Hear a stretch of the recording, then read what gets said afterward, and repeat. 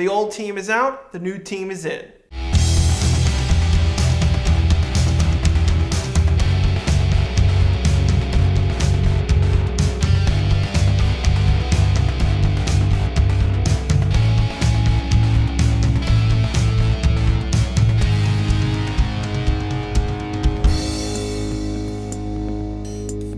Hey everyone, and welcome to another Range Rant. I'm Archer9234. Today I'll be discussing episode 18 from Power Rangers Turbo titled Passing the Torch Part 1.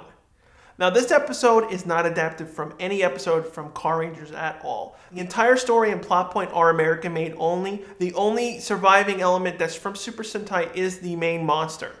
Now the episode starts off in a really unique and different way from normal PR episodes, where we actually start off in Divatox's bedroom. Now, it was kind of odd when I first saw this episode when they did it this way, but it was kind of cool at the same time because we're getting a little bit more backstory to Divatox. We basically find out she has a mother who is some sort of queen of her home planet of some sort, I get. And basically her mother is just fed up that, Divatox has been failing, to conquer the Earth. And everyone is basically making fun of Divatox and her family. And her mother's basically saying to stop fooling around and get those Power Rangers. And of course, Divatox says, well, I've been trying this whole entire time. But then her mother basically finally gives her a good suggestion and says, take out the leader. Now, the thing I do like to bring up is that while Divatox's mother is actually talking to Divatox, she actually says Power Ranger punks. Now, thanks to this line, I always think that maybe Divatox's mother actually was friends with Rita at some point, because where would she get the term Power Ranger punk except from her? So once Divatox takes her mother's advice, we finally head to where the Rangers, and we basically see that the Rangers are going on a special camping trip, and the team is basically split up right now, and we see that Kat and Tommy are inside the car driving to the campsite, while Justin, Adam, and Tanya are setting up the campsite. The fun thing about this scene is that we finally get an in-show reference to how Tommy was always constantly late during his MMPR days. Because if you ever remember, a lot of times whenever they really needed the Green Ranger, either he was basically preoccupied with something or totally didn't have his communicator and it was missing from the entire episode for no reason. Now, while Tommy and Kat are heading toward the campsite, we get introduced to two new characters, TJ and Cassie. Now, for the most part, I did like how the show began early on, to get introduced to the new characters that are going to become Rangers in future episodes. I did like how they were beginning the transition point, but in this episode, this is where it failed. The main problem is because, again, TJ and Cassie are basically being introduced in this episode for the very first time. It mainly felt extremely rushed compared to how, Carlos and Ashley were set up fairly early on. Now, the main reason why this happened was because originally Carlos was intended to be the original Red Ranger, to be basically replacing Tommy. For whatever reason, at the last minute, they decided to change this, and Carlos was switched to green, and even Ashley at one point was going to be the Pink Ranger. That's the reason why Carlos and Ashley were set up a while back, while TJ and Cassie were basically set up at the last minute. So while we're on the bus, we finally get, introduced to, TJ and Cassie's basic personalities. We find out that the reason why Cassie and TJ are heading into Angel Grove's direction is that she wants to become a singer, and TJ knows a relative in Angel Grove that has a connection to a baseball team, and he wants to practice his baseball career. Unfortunately, Cassie's singing career's backstory unfortunately got dropped really early on. It was pretty much not acknowledged anymore in later episodes. But fortunately enough, at least TJ's baseball backstory has continued to use throughout the show, because again, they had to use that for later episodes when they were adapting Car Ranger episodes that dealt with baseball. So we've headed back to Kat and Tommy, and we unfortunately see the first phase of Divatox's plan, where we see a bunch of Piranatrons on bikes actually begin to chase down Tommy and Kat. And of course, Kat and Tommy are inside a car. They really have no idea what to do, so they attempt to try to outrun them. Unfortunately though, since the Piranatrons are on bikes, they can go on pretty much any kind of terrain, and while Tommy's inside a car, he really can't do much. So he's trying his very best to try to swerve, go on off-road areas, but the Piranatrons are still keeping up with them and attacking the car. So while Kat and Tommy are trying to outrun the Piranatrons, we finally head to where Justin, Tanya, and Adam are setting up for their basically camping trip, and we see that they're having fun while they're trying to set up all the camping equipment. Unfortunately though, while the other three Rangers are setting up the camping equipment, Divatox initiates her second phase of the plan and sends down a Putropod.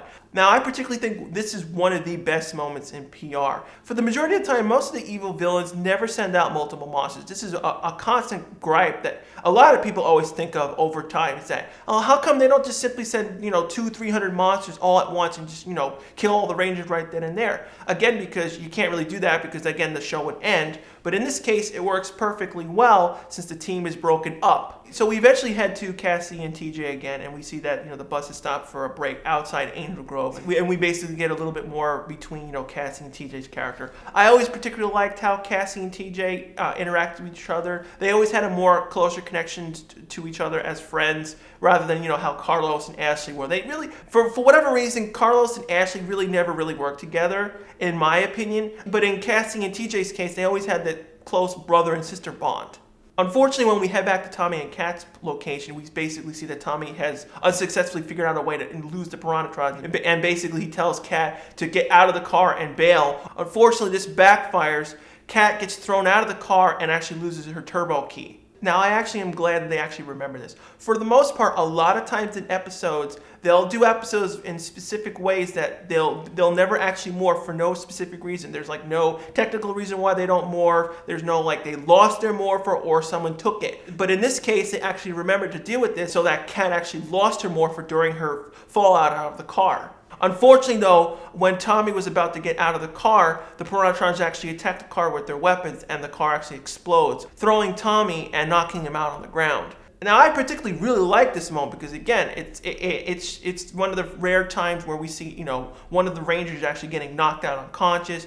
And, of course, they're also blowing up a real car. When we head back to the other three, we actually see a Divatox second plan start where we see the Putropod form into this, giant dinosaur and actually attacks Justin first. Again, just like before, they actually remembered to knock Justin's turbo key out of his hand so he was unable to morph and basically stuck fighting the Putropod monster in his civilian form. Once Justin is preoccupied with the monster and actually confuses Adam and Tanya for a few seconds, Divatox starts her third plan and actually sends down the main monster. Now, unfortunately, since multiple monsters are attacking all the Rangers all at once, all of them are totally confused and not thinking straight, so of course they're not thinking to morph at this point in time. But while Tanya and Adam are fighting the main monster, they do attempt to morph, and unfortunately enough, the monster actually does knock all their turbo keys out of their hands. Now, this is one particular thing that's wrong with actually having two-piece morphers. Normally, I always particularly like two-piece morphers because they actually are more cooler because they have extra stuff to do. But in this case, they have a negative impact because basically, if you lose your turbo key, you can't morph. You're basically screwed. I do like to point out one confusing thing. For whatever reason, all the turbo keys were painted gray. Normally in the show and the toy version, the keys were painted black. I have no idea why they were all painted gray.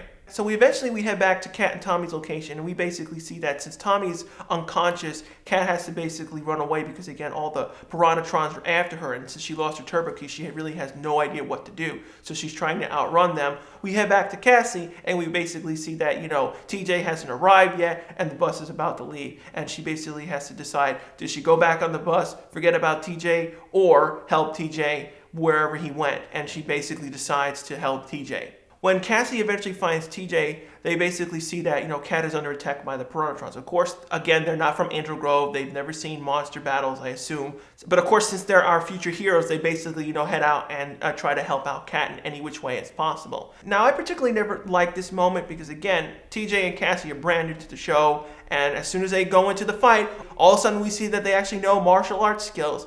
Now, in Cassie's case, they kind of joke on it because, again, she's Asian and she basically says, we invented it, but there's really no explanation of why TJ knows martial arts. When we head back to the campsite, of course, Justin is still having a lot of problems with the Putropod monster, and of course, Tanya and Adam are having a lot of problems with the flamethrower monster. Fortunately enough, Justin did regain his turbo key, which distracted the flamethrower monster, so it gave time for Adam and Tanya to grab their turbo keys. Now, I particularly never liked this moment. When Adam and Tanya finally got their keys and, had the slapstick moment of the keys being overheated by the fire, but in this moment when Adam and Tanya were running towards the monster, they should have morphed at this moment. Eventually, after this huge amount of time, Alpha finally contacts the Rangers. This is another thing that confused me out of nowhere. Why did Alpha take so long to contact the Rangers? This never has happened in PR before. Every time we saw a monster arrive on Earth, Alpha and Jordan automatically knew that there was a monster on Earth, they knew where it was, and they contacted the Rangers the first time. The moment the Piranhatrons attacked Tommy and Kat, the other Rangers should have been notified and sent to the scene immediately. But for whatever reason, Alpha didn't do her job and never contacted any of the Rangers until it was basically too late. So when we head back to Cassie and TJ's fight, we basically see that, Cassie and TJ have their own, cool moves. We see that Cassie can do a really cool flip kick and TJ can really do decent kicks. I do like to point out one thing though. After Cassie does her wheel kick move, the next move she does, we actually see a stunt woman on camera for like more than 5 seconds. So while TJ, Kat, and Cassie are dealing with all the Piranatrons, no one is actually paying attention of the third putropod monster, and he's slowly taking Tommy out of the scene from the fire and dragging him into an unknown cave, while Kat is totally confused, like, who are these people? What's going on? Why are they helping me? And of course, Cassie and TJ eventually meet up with her and are asking her a million questions. They don't know what's going on. Kat is hysterical because, again, Tommy was knocked out. She doesn't know if he's dead or not. So eventually we find out that the third putropod monster drags Tommy into an underground cave, and we basically see Divatox is enacting her final plan and basically dump him into a space void of some kind. Now, I have to give this episode a 5 out of 5. I was genuinely floored when I originally saw this episode when it came out because, again, everyone was always in this state of like, yeah, Turbo is not really good. It's just, there. All of a sudden, all the stops were taken out and the entire team was in jeopardy. This is the first time Divatox used her brain, where she actually took advantage of the situation where the team was actually split up. She sent out 3 different monsters. This is one of the rare times where Rangers have to deal with 3 different monsters. Yes, there were a few things I have to complain about. One, again, Alpha not calling them right away. Normally, Alpha and Zordon in MMPR, they're like this, boom, call the Power Rangers. They go into the command center and Zordon tells them the situation. But in this case, what, was Alpha sleeping or something?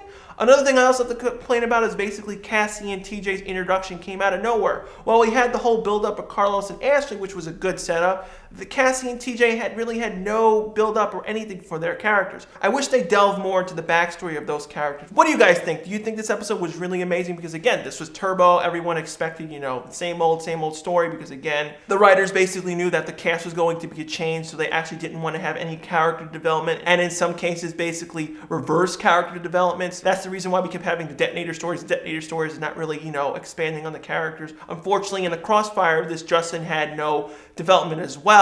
That's probably one of the reasons why people hate him so much. Or do you agree that, Cassie and TJ could have used a little bit more backstory, because basically we were just, introducing them right now in this whole, fiasco, which was kind of hectic and hard to follow. Of course, leave your comments below on what you think on this episode. Of course, leave your suggestions on future episodes you would like me to review. For next week's rant, I'll be discussing part 2 of Passing the Torch.